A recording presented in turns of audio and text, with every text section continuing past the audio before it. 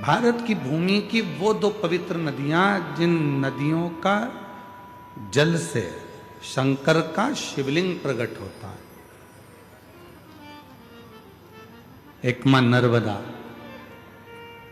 और एक मां इंद्राणी, जो आपके बस्तर क्षेत्र में ही बहकर निकलती है।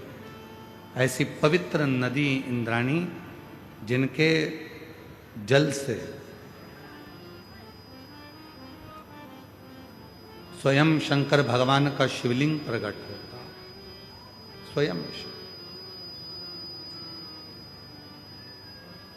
और आज कहने में पीछे नहीं हटेंगे, पूरे बस्तर की भूमि को यदि खोद कर देखा जाए या पूरे बस्तर की भूमि को खोद लिया जाए या पूरी बस्तर की भूमि के एक एक अंश को यदि निकाल कर देखा जाए तो पूरी भूमि पर कोई मिले चाहे ना मिले, पर पूरे बस्तर की भूमि में खुदाई में मेरे शंकर भगवान का शिवलिंग जरूर मिलेगा। यहां पूरी भूमि शिव की, पूरी धरा शंकर भगवान की।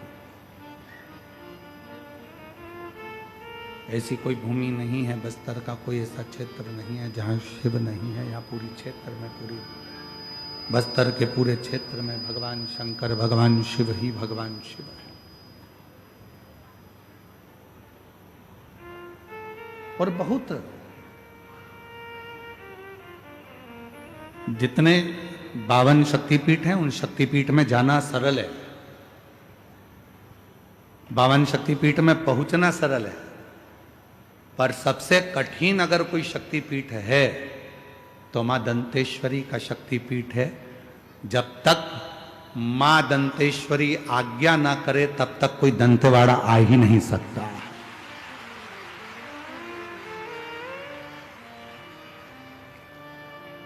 तो मेरा तिवारी परिवार से निवेदन है, अभी आप सोचना छोड़ देना कि कथा आप करा रहे हो, और ये भी मत सोचना, आप भी अगर कोई लगे हो कथा में, सेवा कर रहे हो, चाकरी कर रहे हो, आराधना कर रहे हो, साधना कर रहे हो, व्यवस्था कर रहे हो, तो आप भी छोड़ देना कि कथा हम करा रहे हैं, हम मेहनत कर रहे हैं, हम खड़े हुए हैं। ना ना ना ना, ये कथा स्वयं मां दंतेश्वरी करा रही हैं, और ये कथा की आयोजक भी वही हैं, और इस कथा को करने वाली भी, और कराने वाली और सुनने वाली भी वही।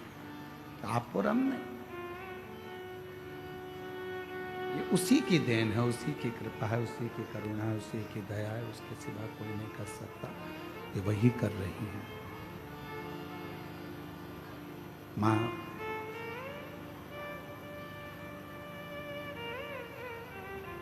इंद्रावती एक ऐसी नदी है बस्तर क्षेत्र में,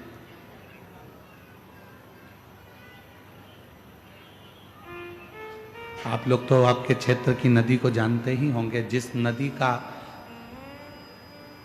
जल पत्थर को भी शिवलिंग बना देता है, इंद्रावती। ये कोई शिव महापुराण की कथा कोई साधारण सी पुस्तक या साधारण सी कथा नहीं है जिसको आपने और हमने श्रवण कर लिया और अपना बस थोड़ा सा श्रवण करा, इस कान से सुना, इस कान से निकाल दिया, बचा कुचा था तो कपड़े में से झटकार कर कह दिया कि हम तो सुनकर आ गए। ये वो कथा नहीं, इसको वो कथा नहीं कह सकते। भगवान शंकर की ये वो पवित्र कथा, भगवान शिव की ये वो पवित्र शिव महापुराण की कथा है।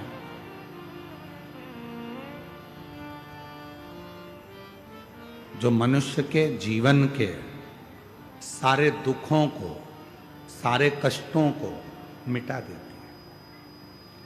कथा पंडाल में अगर आप पहुंचे हो, कथा पंडाल में यदि कथा को श्रवण करने के लिए आप पहुंचे हो और कथा सुनने के लिए यदि आप पहुंचे हो, बैठे हो, तो याद रखना यहां से खाली नहीं जाओगे।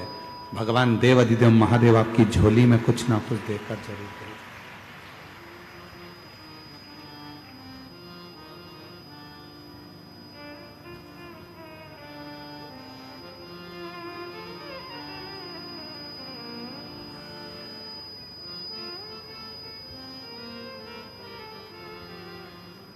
मां कुछ कृपा करे और ये जो धरा है दंतेश्वरी माता की जो भूमि है, यहाँ शिव और शक्ति दोनों है और दोनों से ही हमको लेकर जाना।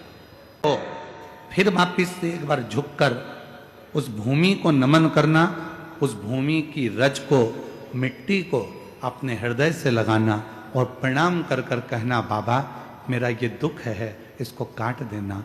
हे माँ दंतेश्वरी, तेरी कृपा से आज भोले बाबा की ये पवित्र कथा यहाँ आई है। हे शिव शक्ति, हमारी तकलीफों को मिटा दे। उससे विनय कर कर चल। क्या देगा, कैसे देगा, कब देगा, क्या करुणा करेगा, ये उसके ऊपर निर्भर करता है। पर इतना विश्वास से जरूर कहते हैं कि 3 महीने के अंदर मेरा बाबा जो दिल से पंडाल के अंदर बैठकर कथा श्रवण कर लेता है, उसकी झोली भरता जरूर है, खाली नहीं है इसका, ये निश्चय।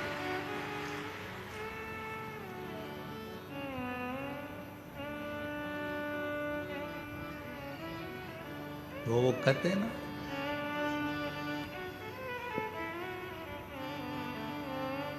एक तू ही आधार सतगुरु, एक तू ही आधार,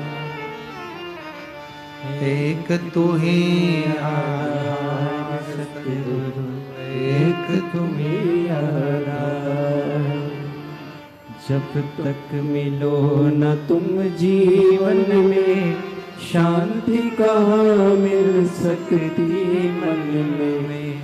जब तक मिलो न तुम जीवन में, शांति कहाँ मिल सकती मन में।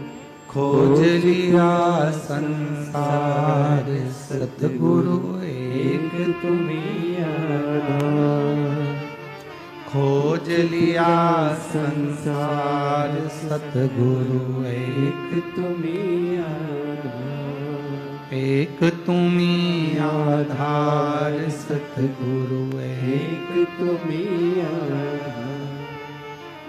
संसार सागर में कहीं पर भी खोज लो, शिव तत्व को पाने का सबसे सुंदर तरीका है शिव महापुराण की कथा। जब हम बैठते हैं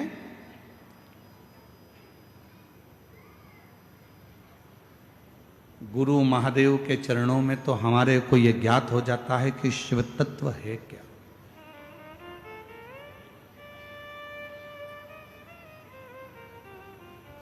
एक बहन जी ने या भाई जी ने एक पत्र लिखा, भी हमने उनका नाम नहीं पढ़ा है, ठीक है।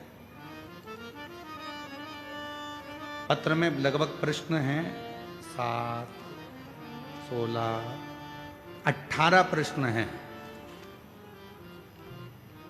उनका नाम है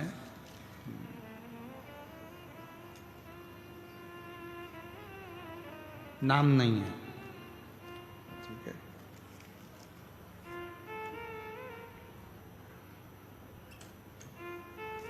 इसमें नाम नहीं है, पर 18 प्रश्न हैं। जिनने भी लिखे होंगे वो बैठे होंगे, मैं उनको नमन करना चाहता हूँ। अगर कहीं बैठे हों तो उनको प्रणाम करता हूँ, कहीं पर बैठे हों तो हाथ हिला सकते हैं। 18 प्रश्न, और सभी प्रश्न बहुत सुंदर है।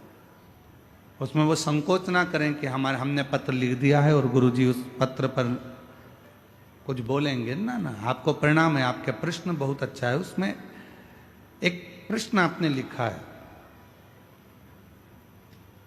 जब आयु 100 वर्ष की है, पत्र एलईडी पर दिख रहा है क्या?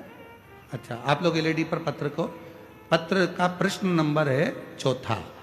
जब आयु 100 वर्ष की है तो मनुष्य 100 वर्ष तक जी क्यों नहीं पाता?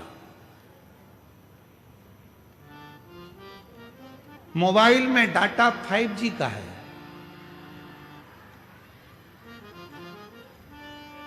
अब चाहो तो तुम उसे 2 घंटे में खर्च कर दो और चाहो तो पूरा 24 घंटा चला लो।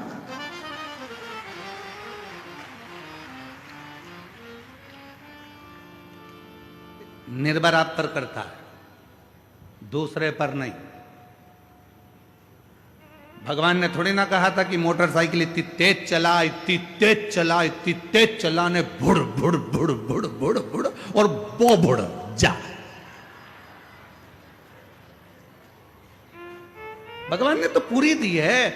21,600 श्वास प्रतिदिन निकल रही है। परमात्मा ने इतना अच्छा शरीर दिया है, पूरा डिपार्टमेंट अच्छा बनाया, 2 नेत्र दिए, नासिका दी, दंत दिए, हाथ दिए, पांव दिए, बुद्धि दी, सोचने के लिए अक्ल दी। उसके बाद भी तुझको मालूम है, रोज पुलिस वाले कहते हैं सीट बेल्ट लगा के रखो, हेलमेट लगा के रखो, और अगर वो रोक लेते हैं तो पुलिस वालों को बदनाम कर देते हो। उन्होंने तुम्हारी रसीद काट दी। फोन लगाते हो, मामा जी तुम हमारी इतने बड़े रिश्तेदार हो, तुम इतनी बड़ी पहुंच पे हो, और देखो जरा हमारा रसीद काट दिया, हेलमेट नहीं लगाया, हमारा रसीद काट दिया। पुलिस वाले का क्या जा रहा है, वो हेलमेट की रसीद इसलिए काट रहा है कि अगली बार तुझे सबक मिल जाए और हेलमेट लगा ले। और याद रखना, अभी तो छुड़ा देंगे पुलिस वाले से तेरे मामा, पर ऊपर एक और मामा बैठा है ना, जिस दिन पाड़ा लेके आएगा ना, निपटा के लेके चले जाएगा। फिर मत कहना कि कोई मामा साथ आएगा।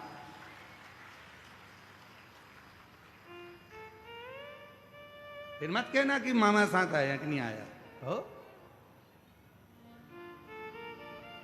शरीर उसने दिया है, उसने थोड़ी ना कहा कि तुम इतनी तेज भागो, कि गाड़ी चढ़ाओ, कि निपटी जाओ। उसने थोड़ी ना कहा कि तुम 4 व्हीलर गाड़ी को यूं घुमा, यूं घुमा, यूं घुमा, और रेस कर, न ट्रक के आगे जाना है, न पीछे जाना है, यहाँ जाना, वहां जाना, वो मालूम पड़े फिर एक दिन ऊपर जाना। ले, उसने थोड़ी ना।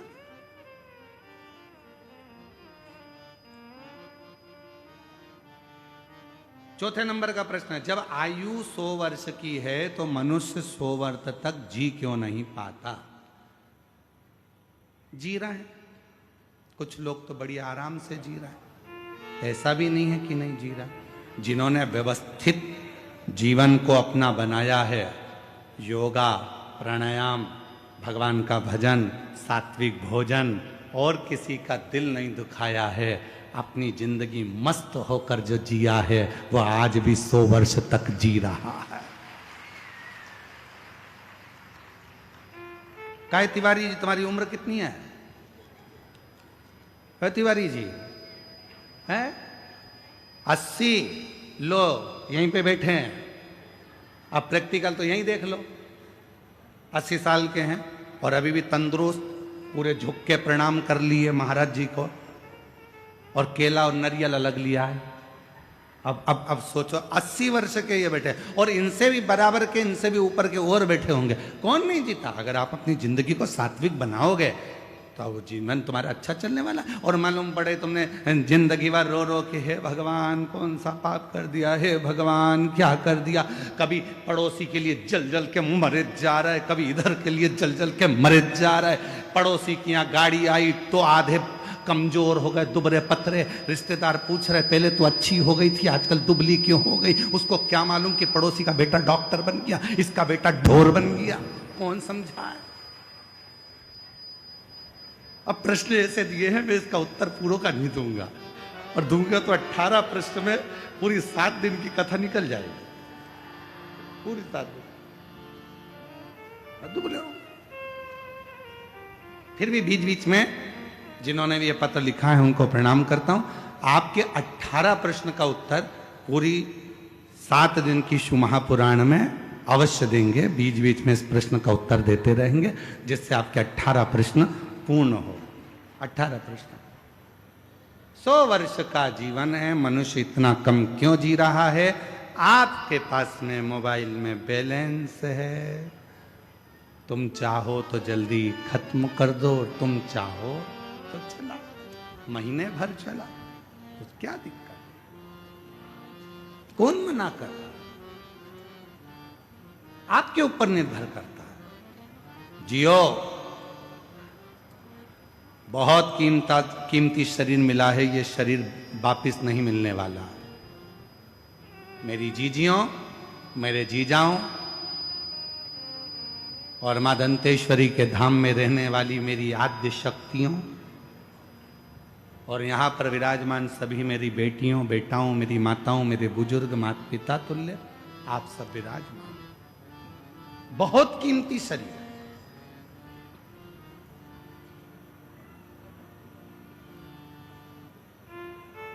अब इस मन को आप चाहे भजन में लगा दो, चाहे आप भोजन में लगा दो। कितनी संपत्ति आपके पास में है वो मायने नहीं रखती है। वो जरूरी नहीं है।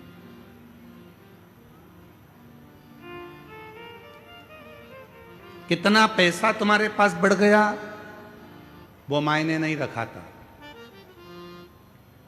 आपके पास में कितनी प्रतिष्ठा है, कितनी इज्जत है, कितना वैभव है, कितना धन है, कितनी संपत्ति है, कितनी जमीन है, कितने तुम्हारे पास में वैभव है, कितनी गाड़ियां हैं, कितना धन है, कितनी संपत्ति है, वो मायने नहीं रखाता है। शिव महापुराण की कथा कहती है सबसे ज्यादा मायना रखाता है संपत्ति हो चाहे ना हो, गाड़ी हो चाहे ना हो, वैभव हो चाहे ना हो, चाहे तुम्हारे पास में जमीन हो चाहे ना हो, पर जिस जगह पर रह रहे हो और जिस अवस्था में रह रहे हो तुम्हारे चेहरे पर स्माइल होना जरूरी है। बाकी के कुछ है कि नहीं है उससे मतलब कोई मतलब। तुम कितने, हमने कई लोगों को देखा, अभी अभी एक हमने अखबार में पढ़ा था कुछ दिन पहले कि एक बड़े सारे संत ने खुद को मार लिया, सुसाइड कर लिया। क्यों? कारण क्या है? वैभव है, धन है, दौलत है, संपत्ति है, सत्ता है, सब कुछ है, पर व्यक्ति अंदर से खुश नहीं है।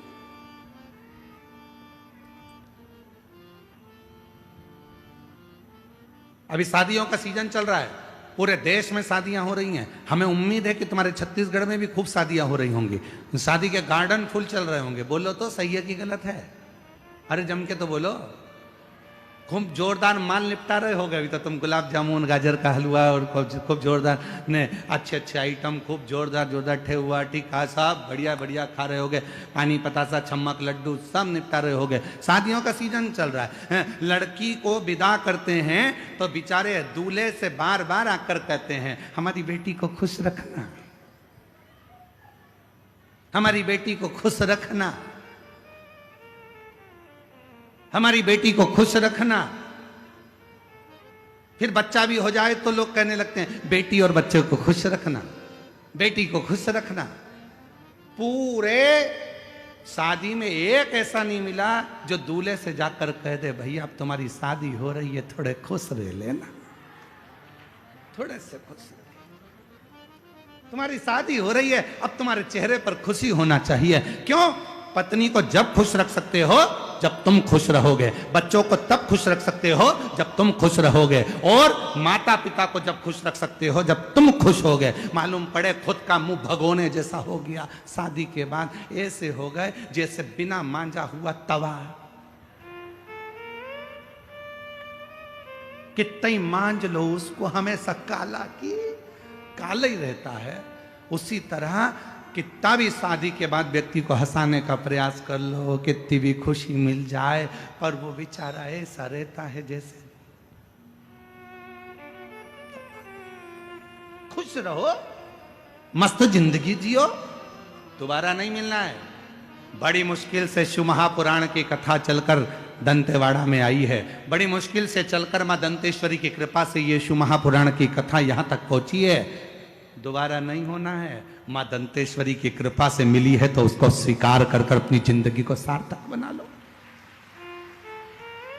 ये जीवन फिर नहीं मिलना है, मिल गया, बड़ी मुश्किल से प्राप्त हुआ है, इसको अच्छे से जियो, अच्छे से जियो।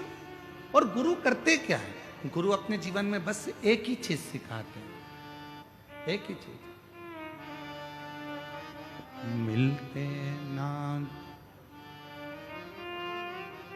जो सतगुरु हमको। अगर इस संसार में अगर गुरु ना मिलते तो हम कैसे जान पाते? जब तक मिलो न तुम जीवन में शांति। दुनिया खोज ली पर भीतर की शांति को नहीं खोज पाए। मेरे देव अधिदेव महादेव ने दुनिया के लोगों को क्या दिया? मेरे शंकर भगवान ने एक लोटे जल से प्रसन्न होकर क्या दिया? मेरे देव अधिदेव महादेव ने दुनिया के लोगों को क्या दिया?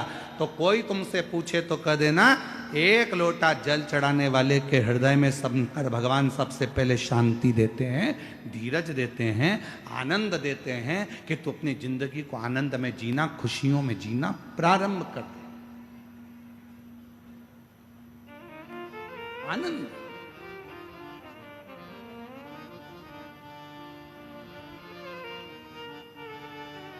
क्या मिला? अगर कोई आपसे पूछे कि शिव पुराण की कथा में गए थे, आज पहले दिन की कथा थी, तुम लोग गए थे कथा में, क्या मिला? खूब आनंद मिला जी, खूब आनंद। और हमने सुना है कि बाबा सुनता है, हाँ हमने भी सुना है सुनता है, पर 7 दिन की कथा में जब हम बैठेंगे, श्रवण करेंगे, झोली पसार कर जब बाबा से अपने दिल की बात कहेंगे, तो मैंने सुना है 3 महीने में पूर्ण कर देता है, वो झोली जरूर भर देता है, वो भरेगा जरूर, उसका इंतजार करेगा। जब आनंद की अनुभूति होगी, हमें भीतर से आनंद ही ना आवे तो हम काय की जिंदगी जी रहे।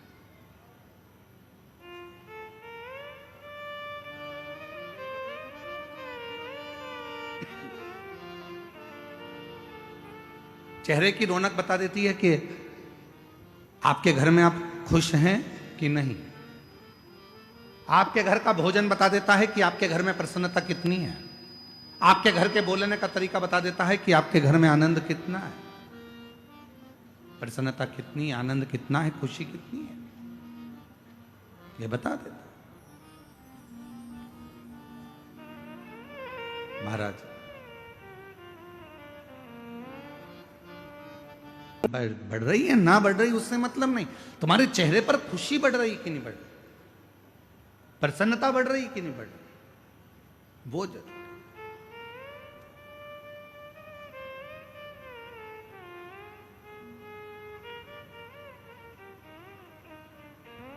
शिव कथा कह रही है, भगवान शंकर का पवित्र चरित्र कह रहा है, शिव महापुराण की कथा कह रही है, भगवान देवादिदेव महादेव का पवित्र चरित्र कह रहा है कि एक देवराज नाम का ब्राह्मण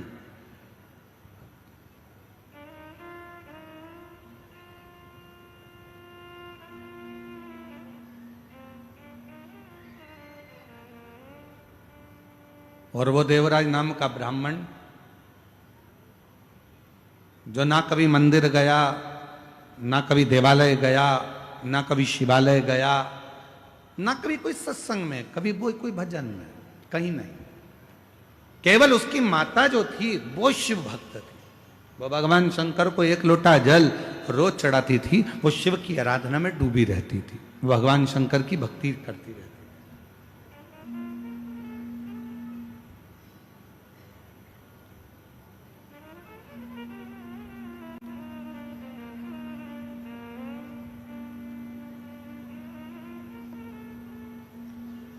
भगवान देवादिदेव महादेव की आराधना में वो लगी रहती थी। देवराज नामक का ब्राह्मण जिसका परिवार अच्छा था, घर में सब कुछ था, पत्नी भी अच्छी थी, बच्चे भी अच्छे थे, सारा परिवार ठीक था, बस एक काम गलत कर बैठा, एक पर स्त्री के संपर्क में आ गया।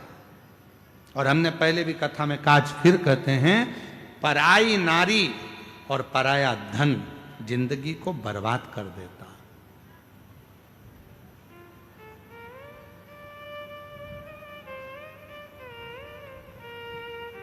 घर में धर्म पत्नी है, उसका सम्मान करो, इज्जत करो, अच्छी वाणी में उसको आदर के वचन बोलो।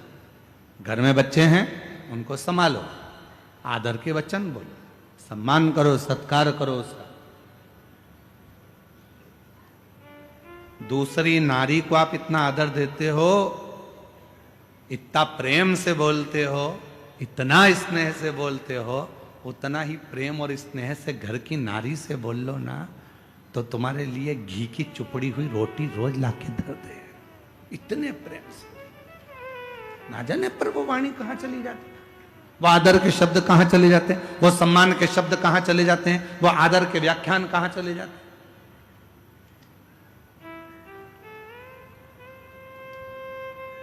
सीखो, मेरे देवादिदेव महादेव से सीखो, मेरे शंकर भगवान से सीखो। 33 कोटि देवता में केवल एक देवादिदेव महादेव ऐसे हैं जो अपनी पत्नी को पूर्ण आदर देते हैं। भगवान नारायण लक्ष्मी जी को अपने चरणों के पास रखते हैं।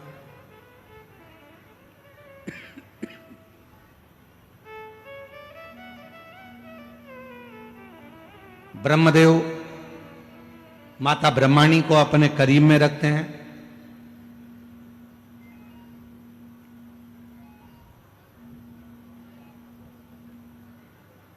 ब्रह्मदेव माता ब्रह्माणी को अपने करीब में रखते हैं। इंद्रदेव इंद्राणी को अपने करीब में रखते हैं, भगवान नारायण माता लक्ष्मी को अपने चरणों में रखते हैं, पर देव अधिदेव महादेव भगवान शंकर, अगर जमीन पर भगवान शिव बैठे हैं, भगवान शंकर का शिवलिंग अगर भूमि पर है, तो मेरे देव अधिदेव महादेव माता पार्वती को ऊंचे स्थान पर रखते हैं कि तू मुझसे ऊंची बैठना, मैं तो जहां हूं वो ठीक है। एक नारी का आदर क्या हो सकता है, एक नारी का सम्मान क्या हो सकता है, एक नारी का सत्कार कैसा होना चाहिए, एक नारी का आदर कैसा होना चाहिए, एक नारी का आदर सम्मान सत्कार कैसा होना चाहिए, ये देव अधिदेव महादेव बताते, ये भगवान शंकर बताते आदर कैसा। लोग कहते हैं कि सबसे ज्यादा प्रेम इन देवता ने करा, कोई कहता है कि भगवान ने इन देवता ने प्रेम करा, कोई कहते हैं उन देवता ने प्रेम करा, पर कभी कभी अंदाजा लगाकर बैठिएगा, शिव जैसा प्रेम कोई नहीं कर सकता, शंकर जी जैसा प्रेम कोई नहीं कर सकता, भगवान शंकर जैसा स्नेह नहीं कर सकता। कौन देवता होगा जिनकी धर्म पत्नी अपने प्राणों को त्याग दी और माता सती को कंधे पर रखकर, माता सती को कंधे पर धारण कर कर भगवान शंकर ने तांडव मचाना, भगवान शिव ने तांडव मचाना प्रारंभ करा। कौन देव हो जो शव है सती, शव को कंधे पर लेकर भगवान देव अधिदेव महादेव ने तांडव रच दिया। इतना प्रेम, इतना प्रेम। ब्रह्मा जी ने कह दिया है भगवान देव अधिदेव महादेव से, सुनो भोलेनाथ, तुम्हारी धर्म पत्नी सती के शरीर के टुकड़े हो गए हैं और ये 52 शक्तिपीठों का निर्माण हो गया है।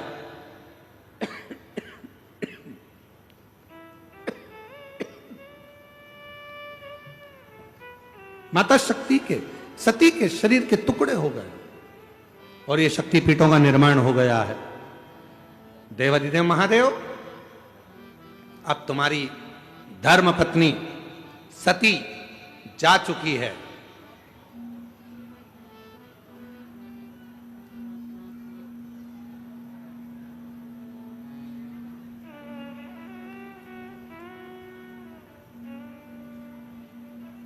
अब माता सती जा चुकी है। सुनो देव अधिदेव महादेव, अब आप सती को भूल जाओ। शंकर भगवान ने कहा मैं अपनी धर्म पत्नी सती को भूल नहीं सकता, मैं अपनी धर्म पत्नी सती को नहीं भूल सकता, और उसको तो मैं याद रखूंगा, और उसको हर पल याद रखने के लिए शायद दुनिया में कोई एक ऐसा देव अधिदेव महादेव जैसा दुनिया में कोई नहीं हो सकता जिन्होंने माता सती के भस्म की राख को, भस्म को अपने शरीर पर लपेट लिया और कह दिया मैं अपनी धर्म पत्नी सती को कभी नहीं भुला पाऊंगा, और जब भी संसार के लोग मेरे करीब में आएंगे तो उनको मेरी भस्म लगी दिखेगी, दुनिया समझेगी कि सती चली गई है, पर नहीं, शिव जहाँ है और उनके तन पर यदि भस्म है, उनके तन पर यदि भस्म लमी हुई है, तो वो ज्ञात कर लें कि शिव सती दूर नहीं, शिव और शक्ति एक हैं। जहाँ शिव है वहाँ शक्ति है, और जहाँ शक्ति है वहाँ शिव है। इन दोनों में कोई भेद नहीं होगा। दुनिया के लोग कहते हैं 52 शक्तिपीठ हैं, 51 शक्तिपीठ हैं, इतनी शक्तिपीठ हैं, यहाँ शक्तिपीठ पर ये देवी विराजमान है, पर कोई नहीं कहता कि उस शक्तिपीठ पर शिव भी विराजमान है। जहां माता आद्य शक्ति माता सती का दंत गिरा, जहां माता सती का हृदय गिरा, जहां माता सती के नयन गिरे, जहां माता सती का हाथ गिरा, जहां माता सती का कोई भी अंग कर्ण गिरा, जहां माता सती का अंग भाग गिरा है, वो केवल माता सती का स्थान नहीं था, उसको संभालने के लिए स्वयं देव अधिदेव महादेव उस सती माता के लिए उस स्थान पर विराजमान हुए, इसलिए उसको शक्तिपीठ कहा जाता है।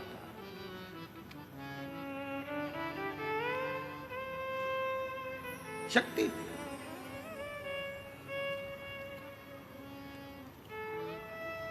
और क्यों नहीं आए? जब आप हृदय से पुकारते हो, माँ आद्य शक्ति, माँ भवानी, माँ दुर्गा केवल अकेली नहीं आती, लोग कहते हैं नवरात्रि में 9 दिन तक माता की जोत लगाओ, देवी जी की जोत जल रही है। लोग कहते हैं कि नवरात्रि में माता जी की जोत लगाओ, केवल ज्योति जल रही है। ना ना, हम माता के मंदिर में, हम अपने घर के अंदर देवी की जोत क्यों जलाते हैं? उसका कारण एक होता है कि माता तो मूर्ति के रूप में विराजमान है, माता तो जवारे के रूप में विराजमान है, माता तो स्वरूप के रूप में विराजमान है, माता तो फोटो के रूप में विराजमान है। पर जोत जगाने का मतलब यह होता है कि जो ज्योति है वो शंकर का प्रतिबिंब स्वरूप है, और मां के सामने जब ज्योत जलाई जाती है तो शिव और शक्ति उसी स्थान पर आकर विराजमान हो जाते हैं, जिसको ज्योतिर्लिंग का प्रतिबिंब स्वरूप भी कहा जाता है। शिव और शक्ति दोनों विराजमान, दोनों।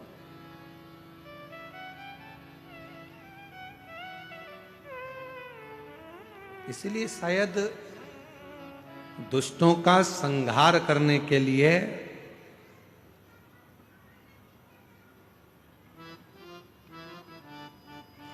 मां प्रकट जरूर। लोग कहते हैं कि अकेली है, नहीं, अकेली अकेली नहीं। एक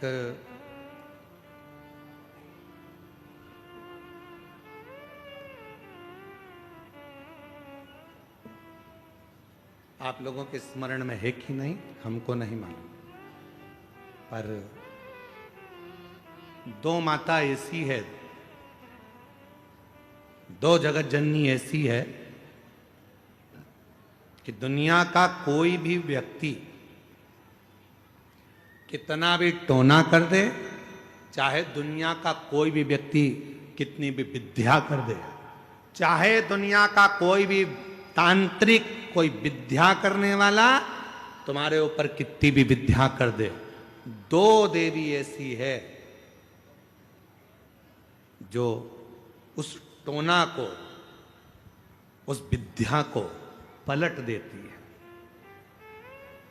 और यह हम नहीं कह रहे हैं, देवी भागवत कह रही है। देवी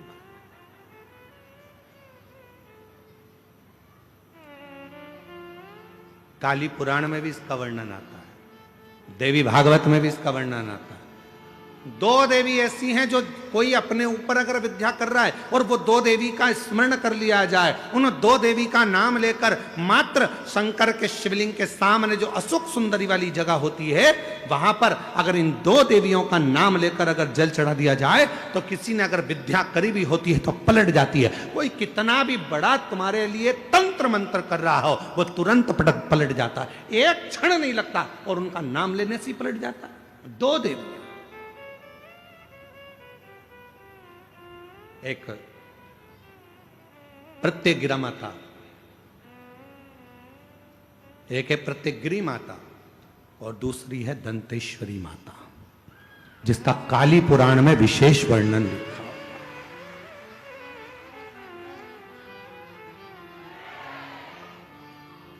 जिसका देवी भागवत में वर्णन आता है। और महाराज प्रत्यग्री माता का वर्णन स्वयं यहां तक, प्रत्यग्रा माता का वर्णन यहां तक अथर्व वेद में भी प्रत्यग्री माता का वर्णन और दंतेश्वरी माता का स्मरण यहां तक अथर्व वेद में भी वर्णित किया गया प्रत्यग्री माता का। काली पुराण में तो है, देवी भागवत में भी है। ये जो 2 देवियां हैं, एक प्रत्यग्री माता और दूसरी, जम के बोलो, दंतेश्वरी माता। ये 2 माता ऐसी हैं, अगर भगवान शंकर का ये शिवलिंग है, ये जलाधारी है, माता पार्वती जी का हस्तकमल, और यहां सामने एक मोटी सी लाइन होती है अशोक सुंदरी का स्थान, इधर गणेश जी, इधर कार्तिकेय जी।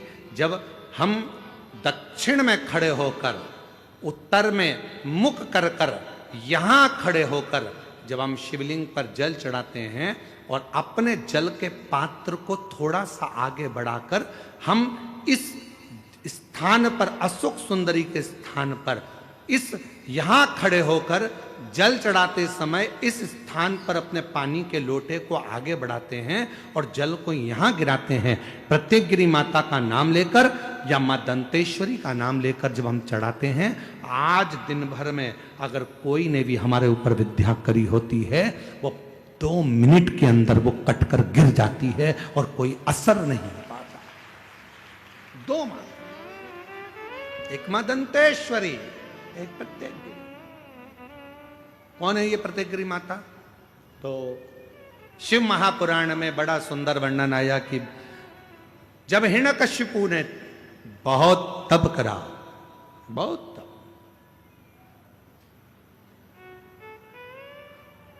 बहुत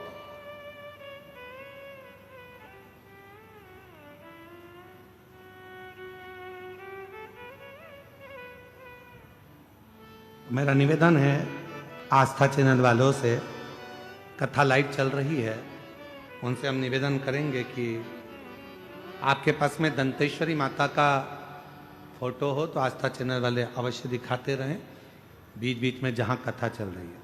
और प्रत्येकगिरी माता का अगर फोटो हो तो सिंह का मुंह होगा माँ का, स्त्री का शरीर होगा माँ का, और बड़े बड़े दंत होंगे उनके, प्रत्येकगिरी माता के। अगर वो भी चित्र हो तो अवश्य जहाँ कथा चल रही है तो लोगों को मालूम पड़े कि प्रत्येकगिरी माता कौन सी है, दंतेश्वरी माता कौन सी है, उनका स्वरूप का दर्शन अवश्य करें।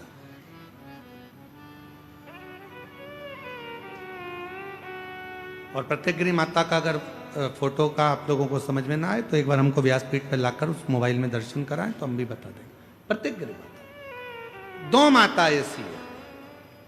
काली पुराण के अंतर्गत, देवी भागवत के अंतर्गत, हमारे वेदों के अंतर्गत 2 माताओं का क्रम बड़ा विचित्र। तो हम अभी जो कथा को प्रारंभ कर रहे हैं तो प्रत्येकगिरी से प्रारंभ कर रहे हैं और इसको लेकर जाएंगे दंतेश्वरी माता तक। मां दंतेश्वरी महाराज,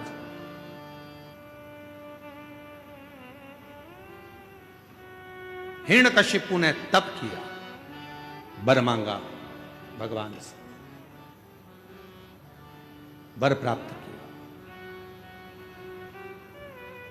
ना नीचे मरूं, ना ऊपर मरूं, ना अंदर मरूं, ना बाहर मरूं, ना अस्त्र से मरूं, ना शस्त्र से मरूं। एक प्रत्येकगिरी माता का मोबाइल पर निकाल लीजिए।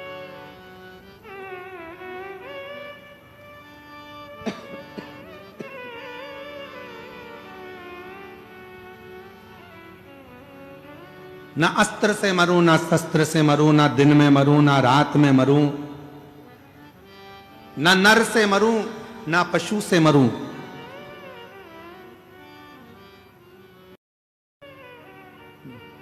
ना ही 12 महीने में मरूं।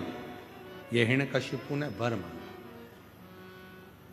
वर दिया तथास्तु, ठीक है। और वो वर मिल गया।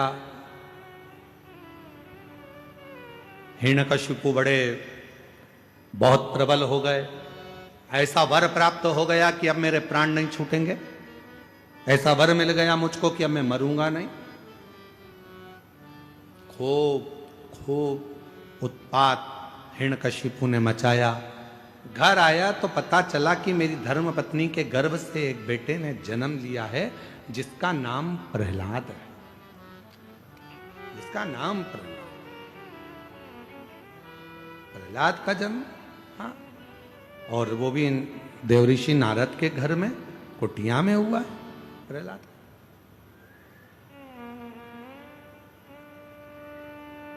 हिरण्यकशिपु प्रहलाद की भक्ति को देखते रहे, क्योंकि प्रहलाद देवऋषि नारद के घर में रहे तो उन्होंने भगवान का भजन सुना, भगवान का स्मरण सुना।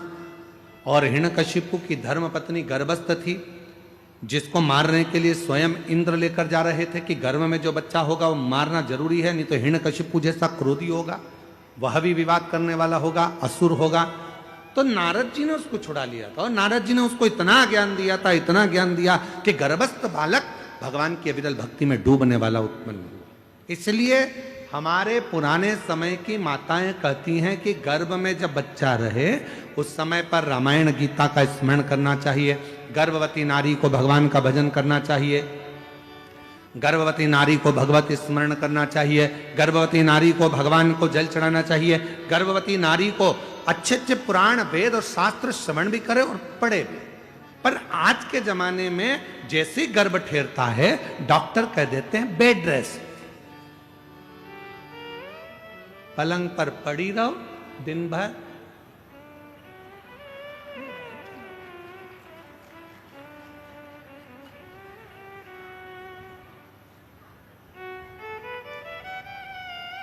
कितनी गर्भवती माताएं हैं?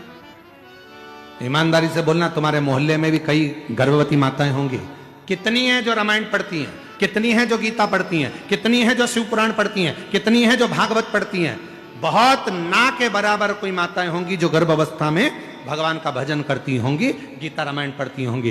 बेड रेस्ट का बोल दिया जाए तो माताएं अपना मोबाइल लेकर दिन भर, मम्मी उठ नहीं सकती क्योंकि डॉक्टर ने बेड रेस्ट बोला है, तो मम्मी भी बेचारी क्या बोले, सास तो हमेशा बुरी होती है बेचारी, बोल के भी बुरी होना। तो इससे अच्छा है बेटा जैसा डॉक्टर ने बोला वैसा कर ले। पर हमारे डॉक्टर तो पूर्व समय में कहते थे बेटा खूब काम करो। जैसे एक विदेश में एक संत घूमने गए तो वहां उन्होंने देखा 2 तरह का हॉस्पिटल था। इधर लिखा था कि ऑपरेशन से बच्चे होते हैं और इधर लिखा था नॉर्मल डिलीवरी होती है। अब डॉक्टर को, संत को लगा बताओ गजब का हॉस्पिटल है, एक ही हॉस्पिटल में 2 जगह लिखा है, इधर ऑपरेशन से होते हैं, इधर लिखा है कि नॉर्मल डिलीवरी होती है। तो संत ने पूछा क्यों भैया, ये ऑपरेशन से बच्चा होता है इसका कितना पैसा लगता है? तो उन्होंने कहा इसके लगभग 5 लाख रुपए लगते हैं। अच्छा, और जो ये नॉर्मल डिलीवरी होती है इसका? तो कहा इसके लगभग 20 लाख रुपए लगते हैं। नॉर्मल डिलीवरी के 20, ऑपरेशन से 5, ऐसा क्या है? तो कहे चलो अंदर चलकर दिखाते हैं। तो ऑपरेशन वाले का उन्होंने थिएटर दिखाया, जो भी ऑपरेशन रूम था, इसमें बच्चे को माता के ऑपरेशन कर देते हैं और बच्चे को बाहर निकाल देते हैं। और इसमें एक छोटा सा जमीन दी है, अपनी सब्जी बनाओ, अपनी सब्जी बो, गेहूं है, खूब चक्की चलाओ और चक्की चलाकर बढ़िया आटा बनाओ, अपनी रोटी खुद बनाओ, अच्छे से झाड़ू लगाओ, पोछा लगाओ, अपने घर को साफ रखो और अपने आप तुम्हारा बच्चा हो जाएगा। हमको 20 लाख रुपए दो और अपने घर जाओ। ये 20 लाख। और यही बात जो विदेश में हॉस्पिटल बना है जिसमें 20 लाख रुपए लग रहे हैं और नॉर्मल डिलीवरी हो रही है, तो वही बात हमारे घर की बुजुर्ग माताएं कहती हैं, बेटा थोड़ा काम कर ले, जाता हो जाएगा, अच्छे से बच्चा हो जाएगा, थोड़ी मेहनत कर, थोड़ा परिश्रम कर। अरे मम्मी बेड रेस्ट,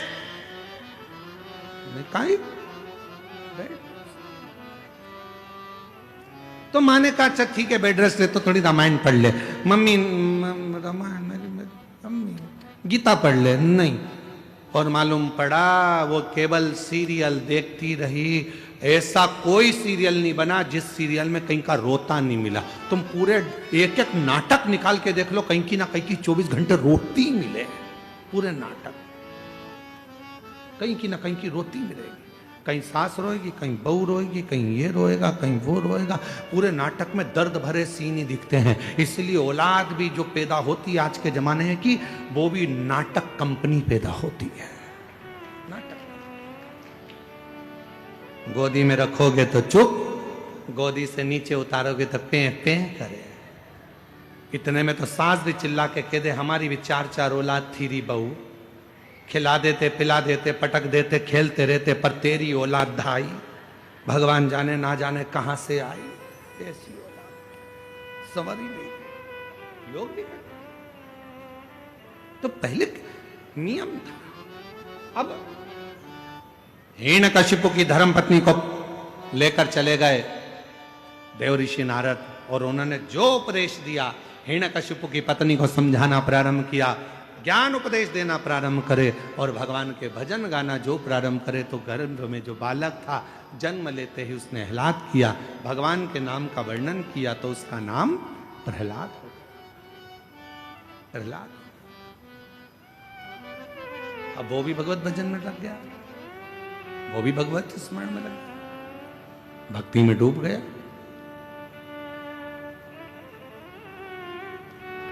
पर इतना जरूर है, जो जिनके यहाँ पर 14-14, 15-15, 20-20 साल तक औलाद नहीं होती है, वो शंकर भगवान की जब कथा सुनते हैं और उनका गर्भ ठहरता है, तो उनके गर्भ में जो बच्चा आता है तो हमारा विश्वास कहता है कि वो शिव की कथा सुनकर पैदा हुआ है, शिव की कृपा का पात्र है। शिव कृपा एक पत्र है, अच्छा है।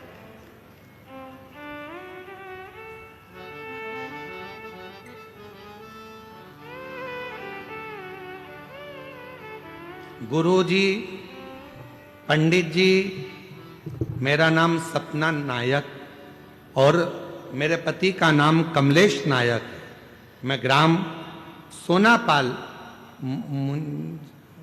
मुंजिला जिला बस्तर की निवासी हूँ।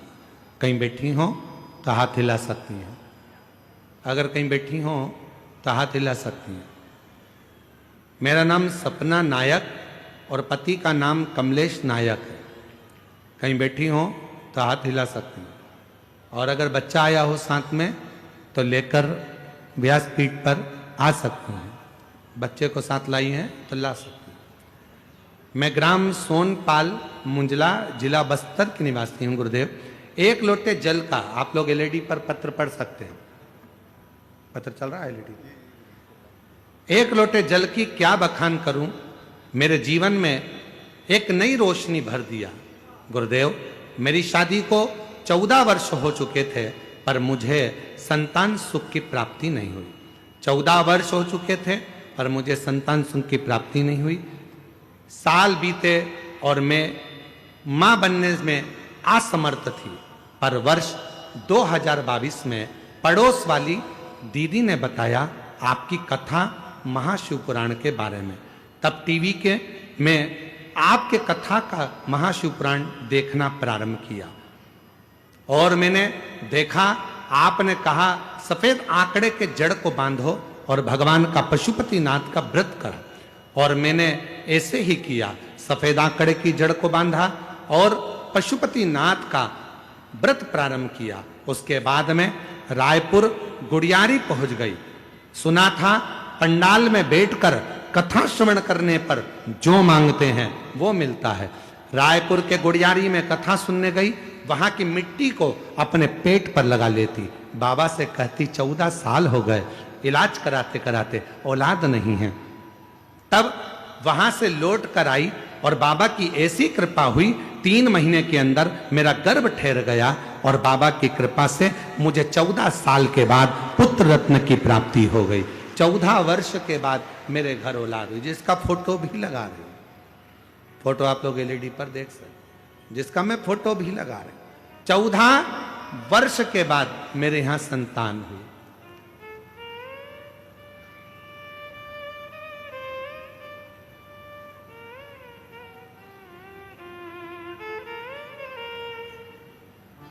हमने उसका नाम भोला रखा है।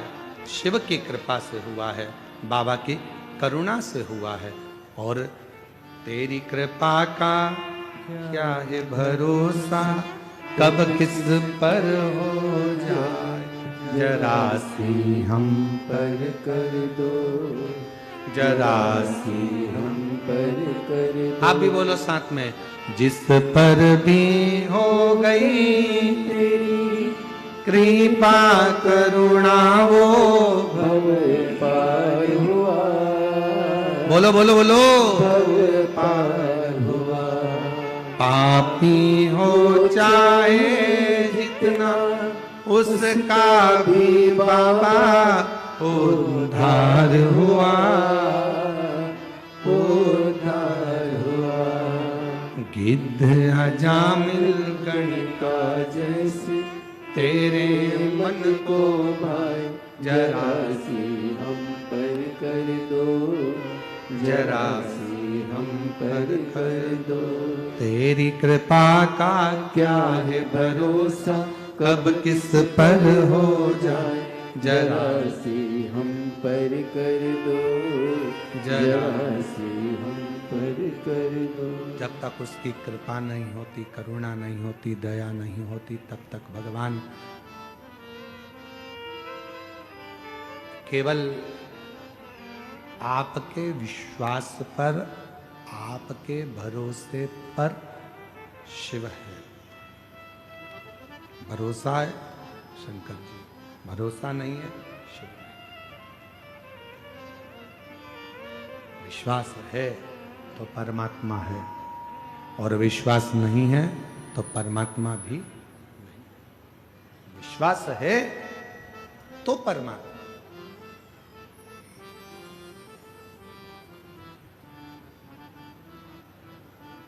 प्रहलाद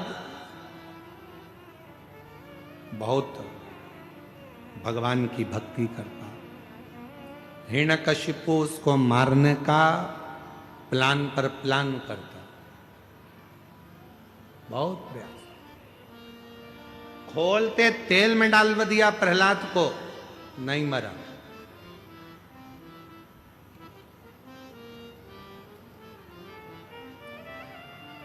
पहाड़ से नीचे पटकवा दिया, नहीं मरा, प्राण नहीं छोड़ा। अपनी बहन से कह दिया, क्या नाम था प्रहलाद की बुआ का? जम के बोलो, जम के। होलिका। होलिका नहीं था, नाम था डूंडा। क्या नाम था? डूंडा। इसलिए आज भी होली में मोटे मोटे लकड़ी के डूंड जलाए जाते हैं। होलिका कैसे पड़ा? होली का नाम पड़ा कैसे? डूंडा नाम था, प्रहलाद के बारे में सुन रखा था। हिरण्यकशिपु ने आकर कहा, बहन डूंडा, तेरे पास ब्रह्मा जी की दी हुई चादर है, उसको तू अगर ओढ़कर बैठ गई तो तू जलेगी नहीं।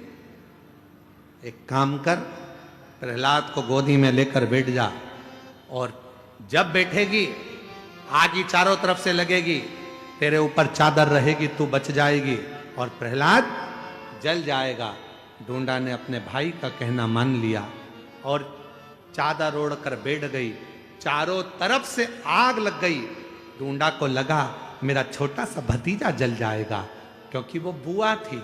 बुआ कभी बद्दुआ नहीं देती है, बुआ दुआ देती है। बुआ ने अपनी चादर उतारी, अपने भतीजे पर, प्रहलाद पर डाल दी, खुद जल गई पर अपने भतीजे को बचा लिया। ऐसी होती है बुआ जो देती है दुआ। बुआ कभी बद्दुआ नहीं देती। आज के जमाने में बुआ शब्द को लोगों ने बदनाम कर दिया।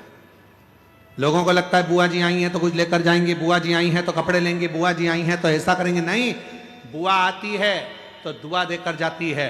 लोगों ने होली का त्योहार मनाया, अर्थात वो डूंडा जलने से पहले अच्छा काम कर कर परमात्मा की होली, इसलिए हमारे देश में मनाते हैं होली का त्योहार। वो मरने पर अपने भतीजे को बचाकर परमात्मा की होली थी वो होली। पर दंतेवाड़ा वाली जीजियां तो कह रही हैं कि उनका बहन का नाम ही होली था। बालक को अति प्रेम से अंकलिया बैठाए, और डूंडा बैठी अग्नि में आपा लिया मिटाए। डूंडा अग्नि में बैठकर अपने आप को मिटा ली, पर अपने भतीजे को बचा लिया। 14 साल के बाद हुआ। एक बार जोरदार ताली। जिस पर भी होई तेरी कृपा करुणा, भव पार हुआ, भव पार हुआ। हर हर पापी हो चाहे जितना, उसका भी बाबा उद्धार हुआ, उद्धार हुआ। विद्या जागरण गणिका जैसे तेरे मन को जोरदार ताली बजाइए। 14 वर्ष के बाद बाबा ने हम पर कर दो जरा हम पर तेरी कृपा का क्या है भरोसा, कब किस पर हो जाए जरा जरा सी हम पर कर दो, जरा सी हम पर कर दो। उससे प्रणाम, उसको नमन, उसको विनय कर। शिव कथा कर रही महाराज, अगर विश्वास है, जैसे उस बहन ने कहा हमारा भरोसा था, हम गए गुड़ियाली में कथा सुनने रायपुर में, वहां की मिट्टी को अपने गर्भ पर लगा लिए, 14 साल तक औलाद नहीं हुई। बाबा स्वीकार करना, आपसे भी निवेदन है। शिव महापुराण की कथा अगर दंतेवाड़ा में आई है, शिव महापुराण की कथा मां दंतेश्वरी की कृपा से हो रही है, शिव महापुराण की कथा गीतम की इस पवित्र भूमि पर यदि हो रही है, दिल से आकर बैठकर बाबा को अपने मन की भाव कहना, मेरा बाबा 3 महीने के अंदर मुराद पूर्ण जरूर करता है, स्वीकार जरूर कर। उससे कहो दिल से कि महादेव नमन चरणों में स्वीकार कीजिए, सबका किया है मेरा भी उद्धार कीजिए। उद्धार कीजिए। आप भी बोलो साथ में, महादेव नमन, चरणों में, बोलो बोलो, महादेव नमन चरणों में स्वीकार कीजिए, सबका किया है मेरा भी उद्धार कीजिए, उद्धार कीजिए। है त्रिपुंडधारी, है त्रिशूलधारी, है त्रिपुंडधारी, है त्रिशूलधारी। बस उसको विनय करो, निवेदन करो। प्रहलाद अग्नि से भी जला नहीं, हाथी के पांव के नीचे मरा नहीं। तब हिरण्यकशिपु को क्रोध आया और हिरण्यकशिपु ने एक धधकता हुआ खंबा सामने खड़ा कर दिया। अग्नि में तप रहा था वो खंबा कई समय से। हिरण्यकशिपु से पूछा हिरण्यकशिपु ने प्रहलाद से, क्या इसमें तेरा भगवान है? हाँ, इसमें मेरा भगवान।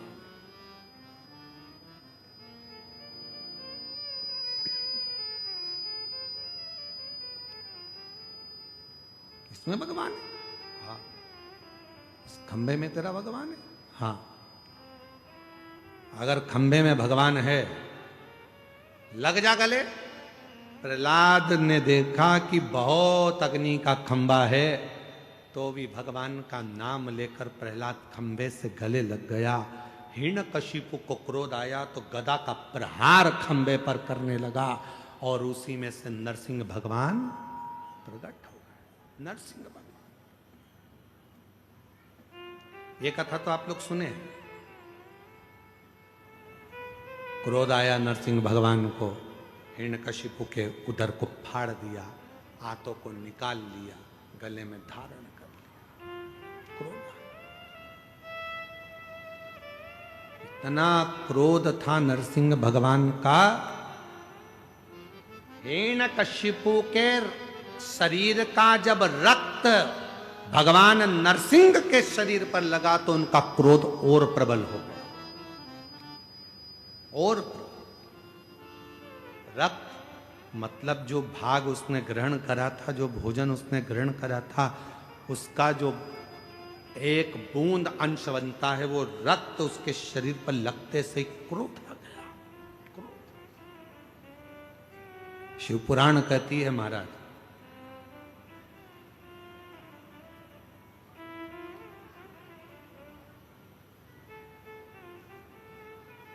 जैसा खाया अन्न, बोलो बोलो जम के बोलो, वैसा हो गया मन। जैसा पियो पानी, वैसी हो गई वाणी। और जैसा पिया दूध, वैसा बन गया बुद्ध।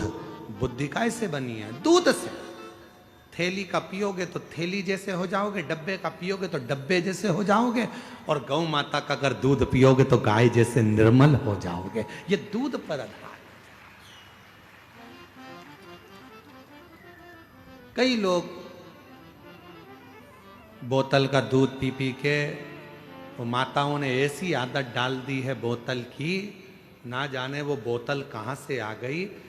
जन्म हुआ बच्चा, थोड़े दिनों तक तो माँ ने अपना स्तनपान कराया और थोड़े दिन के बाद उसके हाथ में एक दूध की, अरे जम के बोलो, जम के जरा, बोतल पकड़ा दी। पहली बार ना जाने कौन से मुहूर्त में तुमने उसके हाथ में बोतल पकड़ाई थी। हाथ में आई दूध की बोतल, थोड़ा बड़ा हुआ तो स्कूल में आई पानी की बोतल, और बड़ा हुआ कॉलेज गया तो कोल्ड ड्रिंक की, बोलो बोलो बोलो बोलो जम के, कोल्ड ड्रिंक की बोतल। कोल्ड ड्रिंक की बोतल छूटी, फिर नहीं बोलूं तो अच्छा है। वैसे ही सीवर वाला महाराज बहुत बुरा है बोलने के मामले। और अब जब बोतल पकड़ ली तब गुरुजी के पास, गुरुजी गुरुजी इनकी बोतल छुड़ा दो। तो गुरुजी कहे उनकी मम्मी के पास जाओ जिन्होंने पकड़ाई थी, बचपन में पकड़ाई थी दूध की बोतल, उस दिन से ना जाने कौन से मुहूर्त में पकड़ी थी, और वो दूध की बोतल जब से पकड़ी तो आखिरी तक नहीं छूटी है। मेरा निवेदन है, पहले के बुजुर्ग चांदी की कटोरी होती थी, नी होती थी, तो तांबे की कटोरी में, कांसे की कटोरी में कांसे की चम्मच से, पीतल की कटोरी में पीतल की चम्मच से अपने बच्चों को धीरे धीरे दूध पिलाते तो उसमें वात्सल्यता होती थी। बोतल पकड़ाने से अच्छा है अपने बच्चे के मुख में राम राम कहकर, शिव नाम कहकर, कृष्ण नाम कहकर उसके मुख में थोड़ा थोड़ा दूध चम्मच से पिलाना प्रारंभ करो। हाथ में बोतल मत पकड़ाओ, आखिरी तक पकड़ लेगा, किसी मुहूर्त में पकड़ ली तो दिक्कत खड़ी हो जाएगी। बोतल से पीछा छो, बोतल से पीछा। एक नशा जो कई लोग करते हैं, मदिरा का नशा, दारू का नशा, शराब का नशा, एक नशा। लोग कहते हैं कि नशा करने वाला बर्बाद हो जाता है।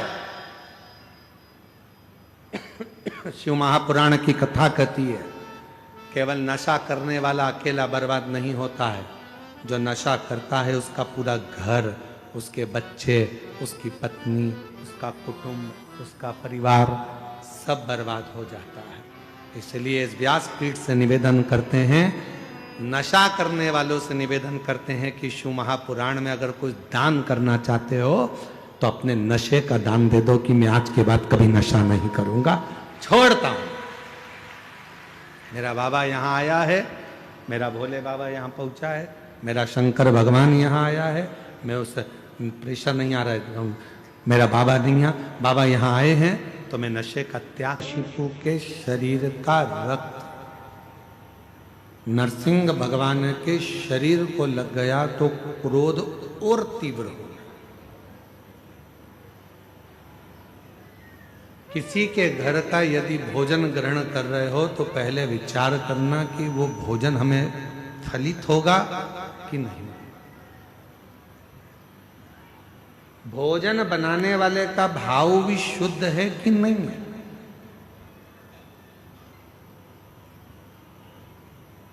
एक कितना सुंदर प्रसंग आता है कि एक राजा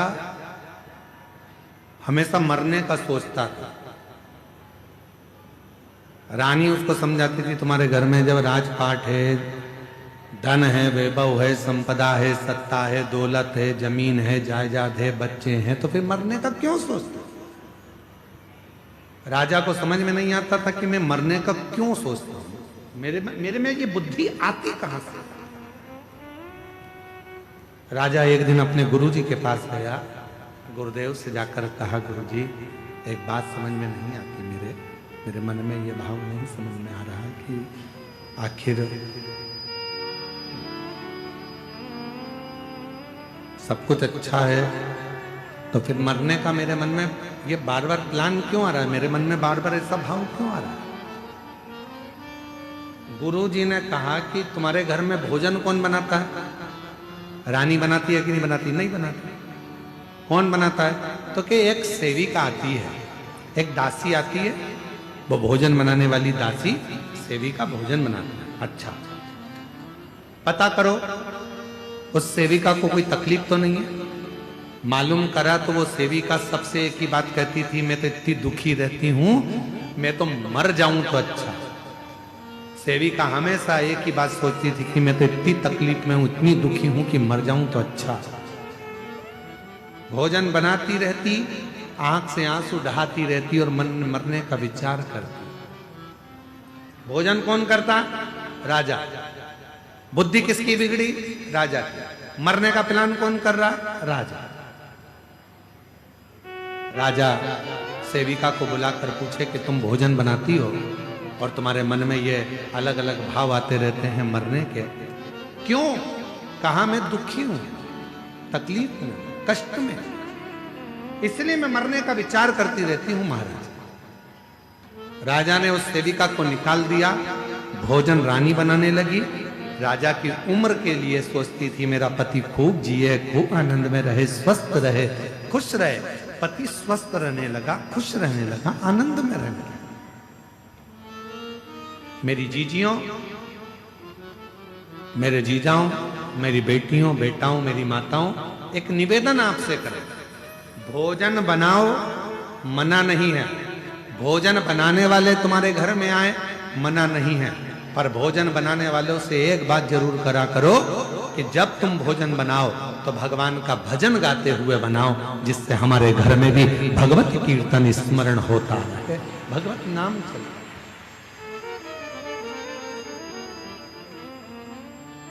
अब वो अपने दुखड़े रो रो कर, दुखड़े बोल बोल कर भोजन बनाए। अब मालूम पड़े अंदर इतना गुस्सा आ रहा, इतना गुस्सा आ रहा, और वो पूरा गुस्सा आटे उसनने में, इससे तो ये कर रहा, और आटा उसन रही है, रोटी का आटा मल रही, और अंदर से गुस्से में लाल होती चली जा रही, और आटे पे सारा गुस्सा निकाल दिया। और वही आटे की रोटी बनी, जिसने खाई, घर में लड़ाई लड़ाई, ये भी लड़ रहा है, वो भी लड़ रहा है, भाई भाई लड़ रहा है, बहन भाई लड़ रहा है, सास चिल्ला रही, बहू चिल्ला रही।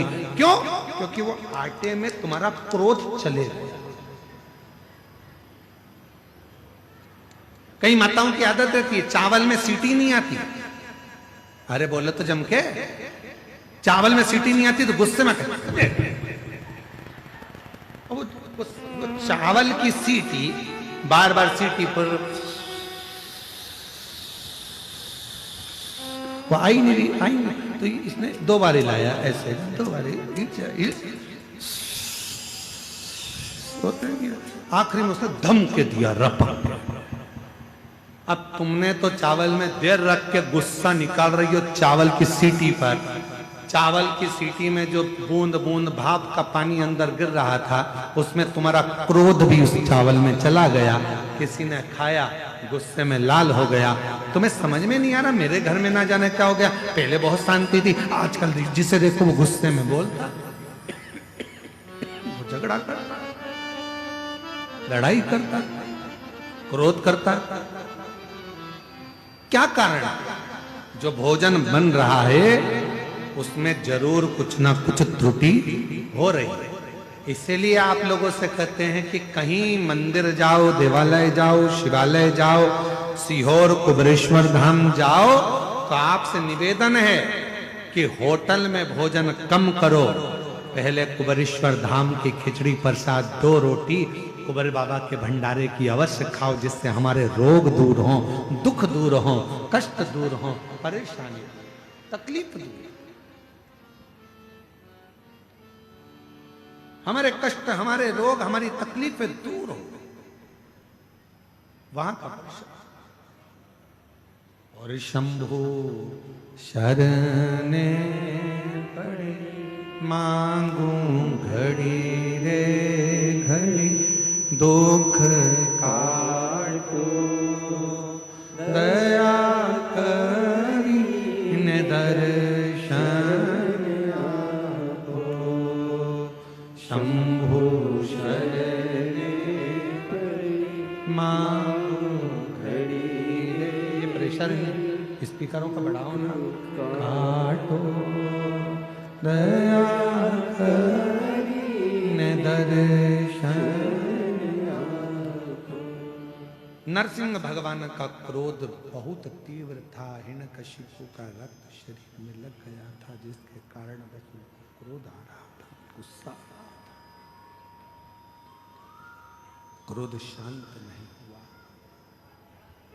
तब जब नरसिंह भगवान का क्रोध शांत नहीं हुआ, गुस्सा शांत नहीं हुआ, सारे देवताओं ने मिलकर भगवान देव अधिदेव महादेव से प्रार्थना करी।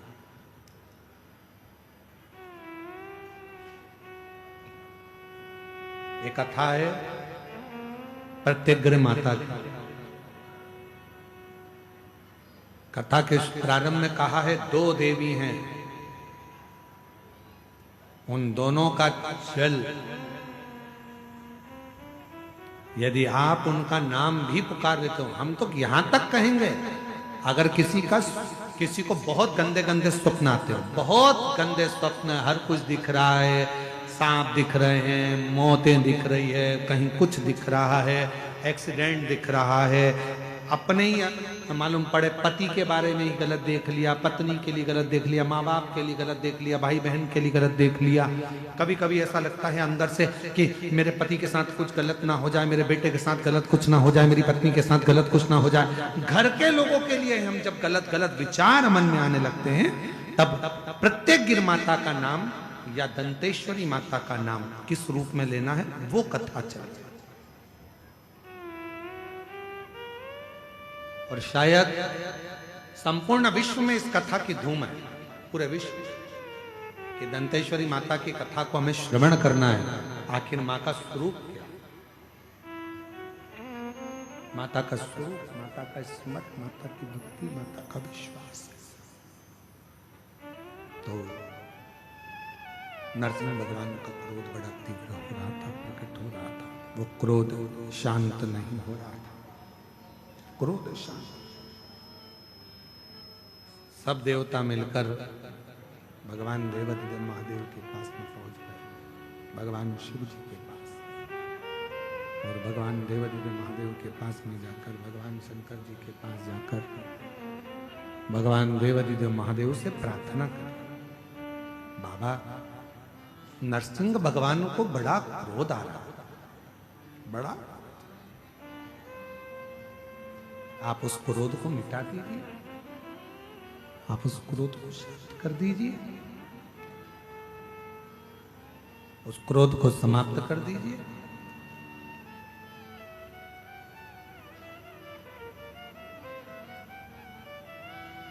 शंकर भगवान बोले, नरसिंह भगवान ने जो रूप रखा है, सारे देवताओं को शामिल कर कर नरसिंह भगवान इस पवित्र रूप को धारण करें। उनके क्रोध को शांत करने के लिए 33 कोटि देवता सब मुझ में समाये। 33 कोटि देवता सब मुझ में समाये। मैं एक पक्षी का रूप रखता हूं और नरसिंह भगवान को पक्षी का रूप रखकर अपने पंजे में उठाकर अलकनंदा नदी में ले जाकर डाल देता हूं। पक्षी सारे देवता राजी हो गए। अब नरसिंह भगवान से उनके सामने क्रोध को शांत करने के लिए शंकर भगवान श्रंभेश्वर महादेव बन गए। बोले श्रंभेश्वर महादेव की। भगवान शंकर का एक ऐसा स्वरूप, मुख है शेर का, शरीर है मनुष्य का, और पंख बने हैं दो उड़ने के, शरंभ पक्षी। मेरे देव अधिदेव महादेव ने देखा कि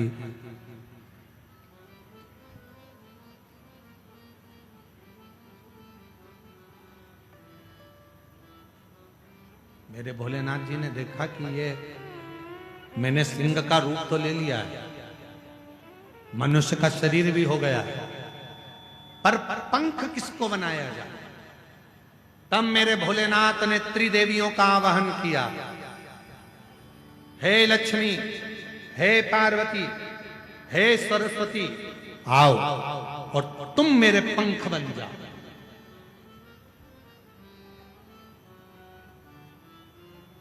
तीनों देवियों ने मिलकर शालिनी और प्रत्यंगिरा माता उनके पंख बनकर उड़ने लगे। शंकर भगवान सरम पक्षी का रूप धरकर जो उड़े और सामने पहुंचे नरसिंह भगवान के बिल्कुल ठीक सामने। नरसिंह भगवान ने देखा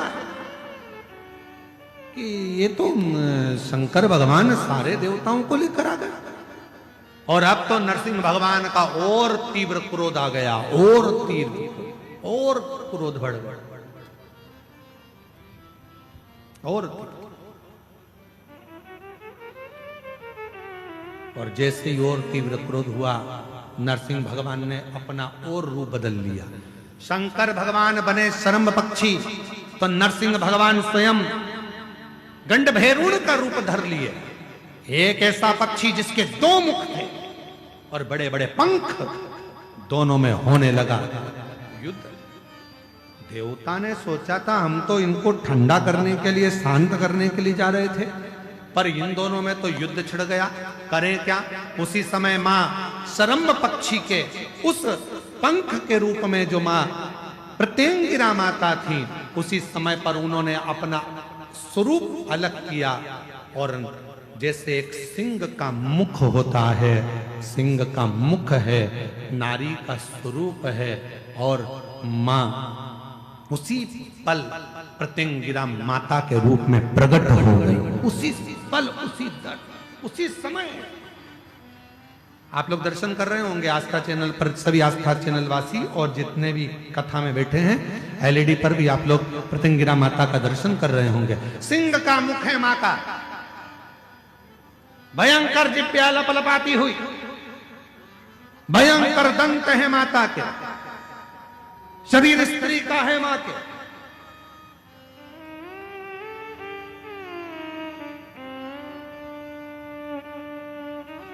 जो देखा,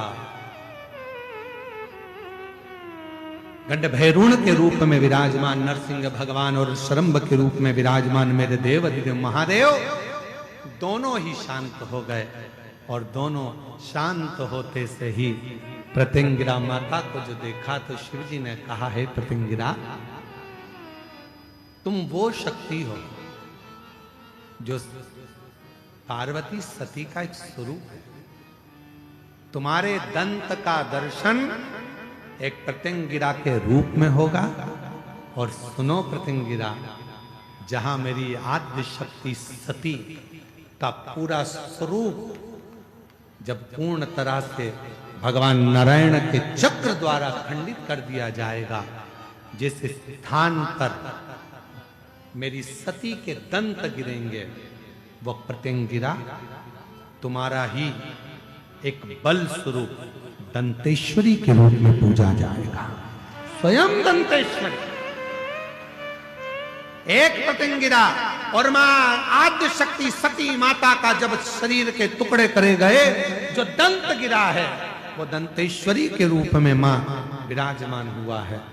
आज संपूर्ण जगत जाने ना जाने पर काली पुराण वर्णन करती है, देवी भागवत वर्णन करती है, अथर्ववेद वर्णन करता है कि एक प्रत्यंगिरा माता और एक मां दंतेश्वरी, ये दो देवियां ऐसी हैं, अगर कोई कितनी भी काली विद्या कर दे, कोई कहीं की भी विद्या कर दे, इन देवी का नाम लेकर केवल दक्षिण में खड़े हो और शिवलिंग पर जल चढ़ाते समय उत्तर की ओर मुख कर कर, जहां अशोक सुंदरी का स्थान होता है, यहां से जल चढ़ाते चढ़ाते धार को जो पानी की आगे ले जाता है, प्रत्यंगिरा माता या दंतेश्वरी माता का स्मरण कर कर फिर जल शिव पर चढ़ाता है, फिर प्रत्यंगिरी का नाम लेकर, दंतेश्वरी का नाम लेकर फिर जल चढ़ाता है। उसकी जिंदगी में अगर कोई कितनी भी तंत्र मंत्र विद्या कर दे, उसके ऊपर असर हो ही नहीं पाता, उसी समय पर कट जाता है। ये वो प्रत्यंगिरा। यहां तक वर्णन आता है महाराज, जिस नारी के, जिस स्त्री के रजो धर्म में, रजो धर्म के समय पर कोई नारी कहती है पेट दर्द होता है, कोई कहती है रजो धर्म नहीं आता, कोई कहती है रजो धर्म रुक जाता, वो नारियां जो बहुत उदर से जुड़ी हुई कहीं ना कहीं तकलीफों में होती हैं, अगर मां प्रतिंगिरा का स्मरण कर कर एक चावल का दाना, भगवान देव अधिदेव महादेव जिस जलाधारी पर, वो जो गोल जलाधारी है, जिस जलाधारी पर शंकर का शिवलिंग रखा हुआ है, उस जलाधारी पर कहीं पर भी एक चावल का दाना या तो मां दंतेश्वरी का नाम लेकर या प्रतिंगिरा माता का नाम लेकर अगर चढ़ा देती है, तो उस नारी के रजो धर्म से जुड़ी जितनी प्रॉब्लम है वो सब समाप्त हो जाती है। यहां तक प्रतिंगिरा माता का वर्णन। एक पत्र है, अच्छा है,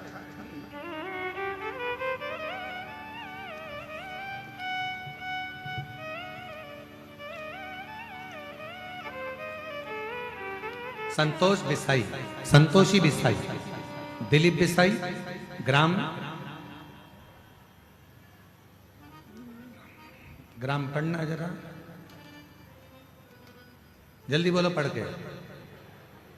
भेजरी पदर, भेजरी पदर, ठीक है, सही पढ़े हैं, ठीक है। आगे बोलो। बक्का बकावंड, ठीक है। जगदलपुर से आई है, कहीं बैठी हो तो हाथ हिला सकते हैं। संतोषी बिसाई, दिलीप बिसाई, देश देश देश देश देश देश जगदलपुर, ठीक है। कहीं बैठे हो तो हाथ हिला सकते हैं, और अगर आई हो तो बेलपत्र लेने के लिए आ जाओ, आ जाओ, बेलपत्र लेने के लिए भी आ सकते हैं। मेरी बड़ी बहन भीमवती सेठिया, ग्राम मार्केल नगर नार का दोनों किडनी खराब हुआ था। विशाखापट्टनम में इलाज होने के पश्चात किडनी दोनों खराब हो गई थी, और विशाखापट्टनम में इलाज होने के पश्चात डायलिसिस चल रहा था। डायलिसिस चालू हो गया, हफ्ते में 2-3 बार डायलिसिस होता। मेरे पति ने अपने दोस्तों को सीहोर से रुद्राक्ष मंगाकर प्रतिदिन शिवलिंग पर जल चढ़ाकर प्रतिदिन जल को पिलाना शुरू किया, तो डायलिसिस करना बंद हो गया है। मैं बाबा को यहाँ प्रणाम करने के लिए आया हूँ। अर्थात आपका विश्वास, आपकी दृढ़ता, आपका भरोसा, शंभो शंभो शंभो शंभो शंभो शंभो, आपका विश्वास, आपका भरोसा, आपकी दृढ़ता रोग से मुक्त कर दे।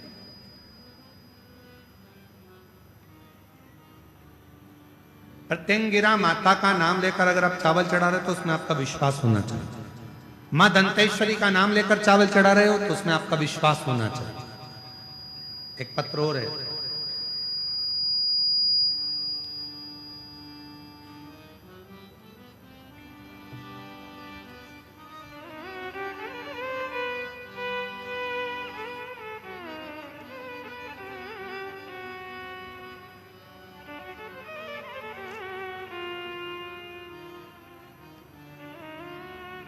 मेरा नाम कुंती साहू है, पति श्री शैलेंद्र कुमार साहू है, ग्राम सरोना जिला कांकेर के निवासी हूँ।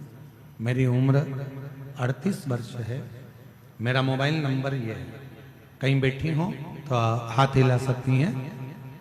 और एक बेलपत्र लेने के लिए, प्रेशर खोलो भाई माइक का, एक बेलपत्र लेने के लिए आ सकती हैं। मेरा नाम कुंती साहू, पति श्री शैलेंद्र कुमार साहू, ग्राम सरोना जिला कांकेर की निवासी हूँ। मेरी उम्र 38 वर्ष है। गला पकड़ रहा है माइक, पूरा बोलने में दिक्कत हो रहा है। मेरा मोबाइल नंबर ये है। गुरुजी, मैं भोले बाबा के महिमा का क्या गुणगान करूं। 15 वर्ष से सरकारी नौकरी के लिए अप्लाई कर रही, 15 वर्ष से सरकारी नौकरी के लिए अप्लाई कर रही थी। बहुत प्रयास करने के बाद में भी किसी परीक्षा में उत्तीर्ण नहीं हो पाई, किसी परीक्षा में उत्तीर्ण नहीं हो पाती थी।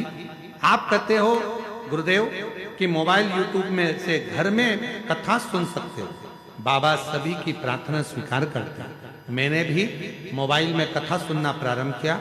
मेरी कॉलोनी की सारी माताएं बहनें पास के शिव मंदिर में पूजा करते थे। मैंने भी शिव मंदिर में जल चढ़ाना शुरू कर दिया। मैं बाबा के सामने बैठकर बहुत रोती थी। 2022 में मैंने पशुपतिनाथ का व्रत किया और प्रभु की महिमा देखिए, भोवले बाबा ने मेरी पुकार सुन ली। 4 सितंबर 2023 में लोह ढीगुड़ा एकलव्य स्कूल में अधीक्षिका के पद पर नियुक्त कर दिया। मैं बाबा को यहाँ धन्यवाद देने के लिए आई हूँ। आज बाबा की कृपा से जब मेरा उस नियुक्ति मिल गई, संविदा पर थी, पर बाबा से संविदा होने पर भी मैं बाबा से प्रार्थना करती थी कि मुझे पक्का करो, और बाबा के मंदिर जाती रहती, विश्वास करती, कथा के पंडाल में बैठकर कथा श्रवण करी। और 4 महीने बाद 22 दिसंबर 2023 को बाबा की कृपा से जगदलपुर कोर्ट में क्लर्क के पद पर मेरी पक्की नियुक्ति हो गई। मैं बाबा को यहाँ प्रणाम करने के लिए आई हूँ। कहीं बैठी हो तो आ सकती हैं और एक बेलपत्र ले जा सकती हैं।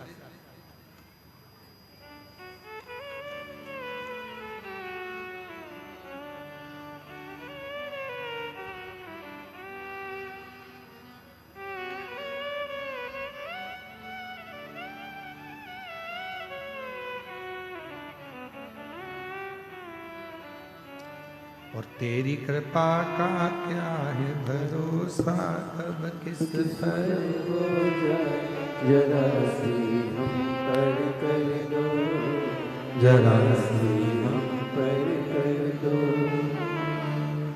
तेरी कृपा का क्या है भरोसा, कब किस पर हो जाए, जरा सी हम पर कर दो, जरा सी हम पर कर दो।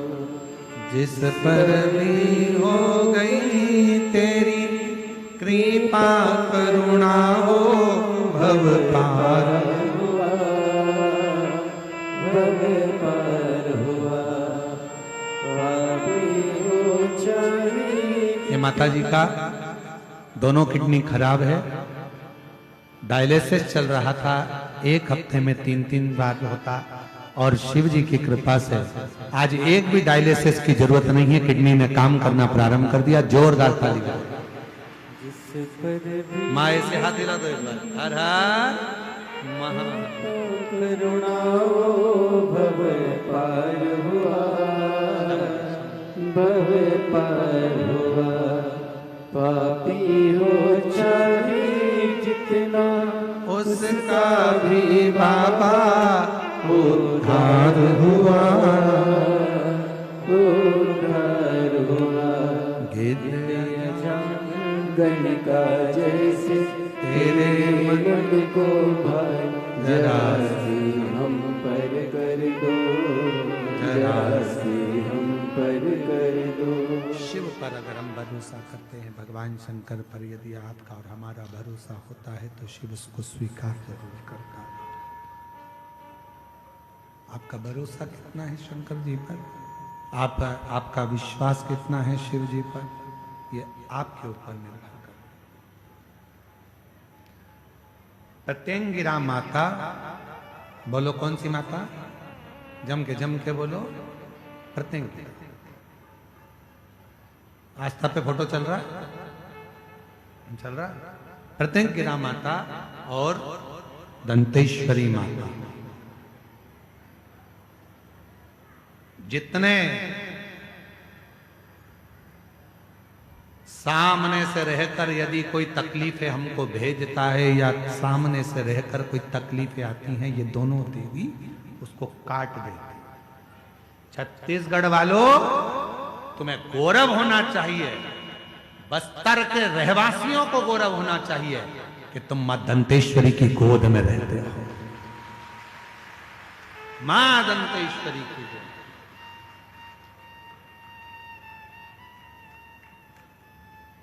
वो साधारण नहीं है, बस तुम्हारा विश्वास दृढ़ होना चाहिए।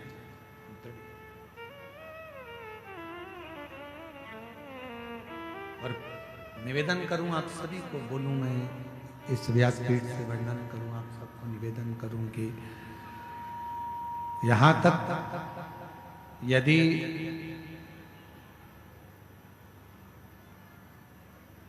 यहां तक वर्णन आता है, अगर किसी व्यक्ति का एक्सीडेंट हो गया है और बिल्कुल डॉक्टर ने कह दिया कि इसका बचना मुश्किल है, आप डॉक्टर साहब से कहो कि डॉक्टर साहब आप इलाज करिए, क्योंकि डॉक्टर शिव का एक रूप होता है। हमेशा याद रखो, अपने जीवन में अगर कोई भी कष्ट बीमारी आए तो सबसे पहले चिकित्सा केंद्र पर जाए। आपके गांव में जो हॉस्पिटल हो वहां जाइए। किसी ढोंग प्रपंच में मत फंसना, किसी इधर उधर मत चले जाना कि पाँव में सांप काट गया और लोग कहें कि वहां चले जाओ वहां चले जाओ, इतनी देर में प्राण छूट जाए, पहले हॉस्पिटल जाए। कोई बीमारी आ गई, यहां वहां ना जाकर सबसे पहले हॉस्पिटल जाए, अस्पताल। क्यों? शिव पुराण कहती है कि हॉस्पिटल में जो डॉक्टर का एक रूप होता है वो शंकर का एक स्वरूप होता है।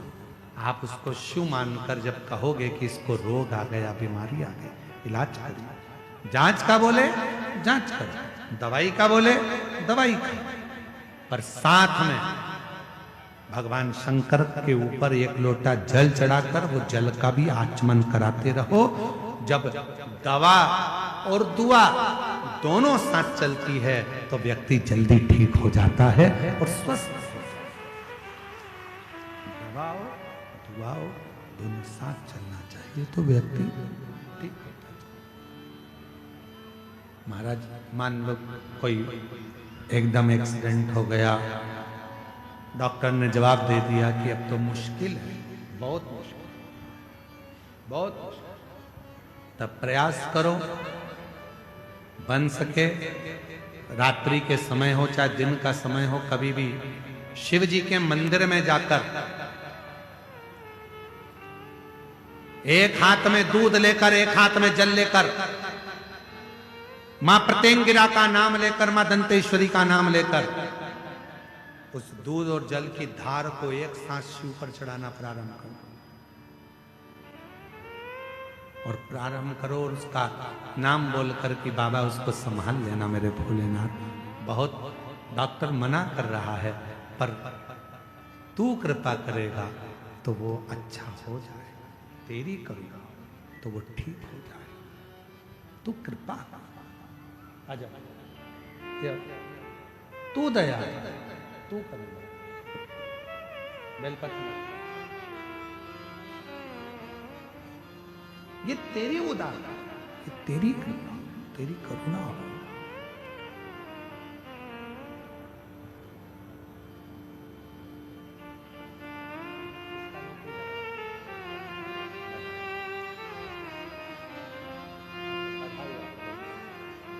आपका पहले नौकरी शिक्षक में लगा, कई वर्ष तक नौकरी जब लगा नहीं, 15 साल तक टूट गई अंदर से, तब मोबाइल पर कथा सुनना प्रारंभ करा और बाबा की कृपा से पहले शिक्षिका पद पर हुआ और उसके बाद कोर्ट में क्लर्क पद पर हुआ। एक बार जोरदार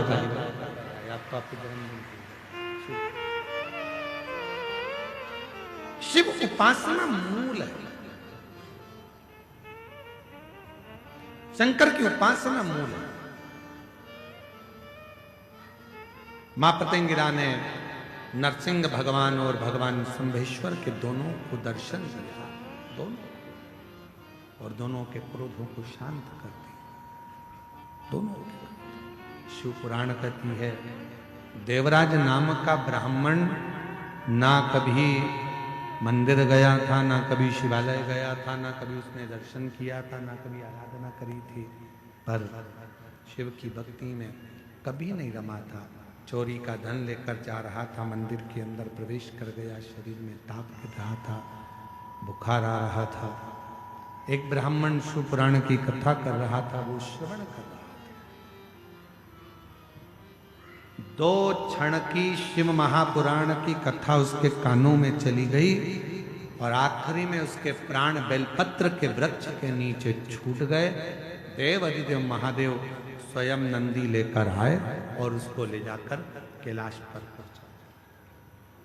कहते हैं साधारण मनुष्य अगर प्राणों को छोड़ता है, यम लेने आते हैं। साधारण मनुष्य अगर प्राणों को छोड़ता है, भगवान के पार्षद लेने के लिए आते हैं। पर केवल एक देव अधिदेव महादेव भगवान शंकर ऐसे हैं जिनको जल चढ़ाने वाला, जिनको भजने वाला, जिनको स्मरण करने वाला जब प्राणों को छोड़ता है तो ना उसे पार्षद लेने आते हैं, ना उसे यम लेने आते हैं, उसे तो स्वयं देव अधिदेव महादेव नंदी लेकर लेने के लिए आते हैं। स्वयं शंकर भगवान नंदी लेकर आते हैं उसको लेने के लिए, स्वयं।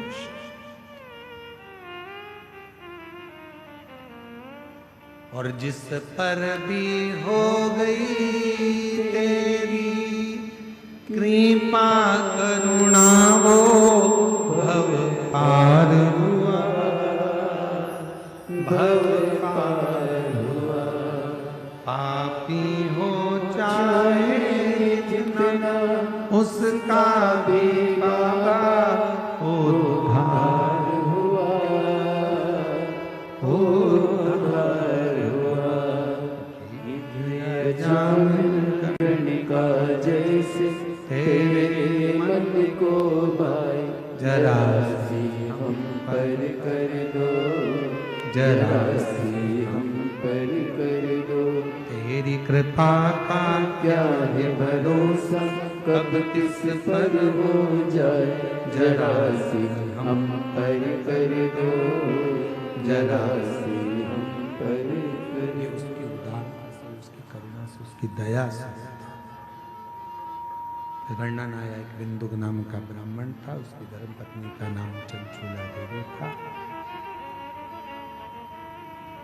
बिंदुक वो भी प्रेत योनि में पड़ गया था। चंचूला देवी ने भगवान देव अधिदेव महादेव से प्रार्थना करी, विनय करा, निवेदन करा। तुमरुका जी के मुख से कथा श्रवण करी। मेरी जीजियों, तुमरुका कोई साधारण नहीं है। भगवान शंकर के ऐसे भक्त, भगवान शिव के ऐसे उपासक तुमरुका जी हैं जो भगवान शंकर की अविरल भक्ति में 24 घंटे हर पल, हर घड़ी, हर क्षण, हर श्वास में डूबे रहते हैं। हर क्षण डूबे, हर पल डूबे। कहते हैं कि आप जब भगवान शंकर को एक लोटा जल चढ़ाने के लिए जाते हैं, भगवान शिव को जब आप एक लोटा जल चढ़ाने के लिए जाते हो, तो शिव पुराण की कथा कहती है जब लौट कर आते हो जल चढ़ाकर, तो शिव महापुराण की कथा कहती है कि आपका पात्र भले वहां जल चढ़ाकर खाली हो गया हो, पर जब आप लौट कर आते हो तब आपका पात्र खाली नहीं रहता, उसमें शिव की आज्ञा से लक्ष्मी प्रवेश कर कर तुम्हारे घर के अंदर प्रवेश कर जाती है। लक्ष्मी प्रवेश कर, उसमें लक्ष्मी का प्रवेश होता। बिंदु प्रेत योनि से मुक्त हो। चंचूला देवी ने तुमरुका जी के सामने जाकर निवेदन कर कर शिव महापुराण की कथा को सुनना प्रारंभ करा। ईश्वर जी